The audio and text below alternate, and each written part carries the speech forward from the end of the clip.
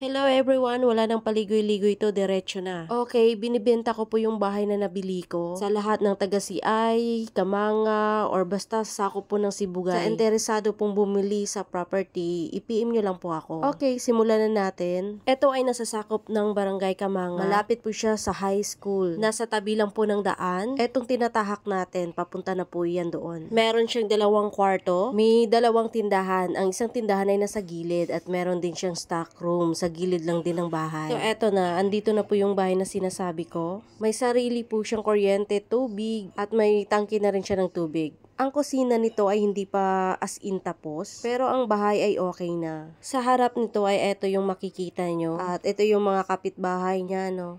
Nasa tabi lang po talaga ng daan. At dyan, sa unahan na yan, andyan yung high school. So, walking distance lang po talaga yung high school dito. Kaya pwede po talagang mag-start ng negosyo dito na wholesale, mga ganon. Para convenient na lang po sa mga kapitbahay. So, yung nakikita nyo, tindahan po yan. At naka-tiles na rin po siya hanggang sa loob, kwarto. Bakit ko ba kailangan ibenta? Kasi urgent lang po. Emergency lang. Kailangan ko lang talaga ng pera. Yung nakikita nyo, water tank yan. At eto naman ang isang tindahan na sa gilid lang din. Hindi ko sure kung bakit 2 tindahan yung pinagawa ng may-ari. Eto na, papasok na ho tayo. Anyway, sa mga gustong mag-agent or unang makahanap ng buyer sa bahay, walang problema, magbibigay po ako ng commission. Negotiable po tayo, basta sure buyer lang po, wala pong bugos dito. Kailangan ko lang talaga na may sapat na pera just in case. Family problem lang po ito. Naka-sliding window na rin siya. Okay na to sa mga bagong mag-asawa or bagong kasal. Pwedeng-pwede na po ito kung gusto nyo.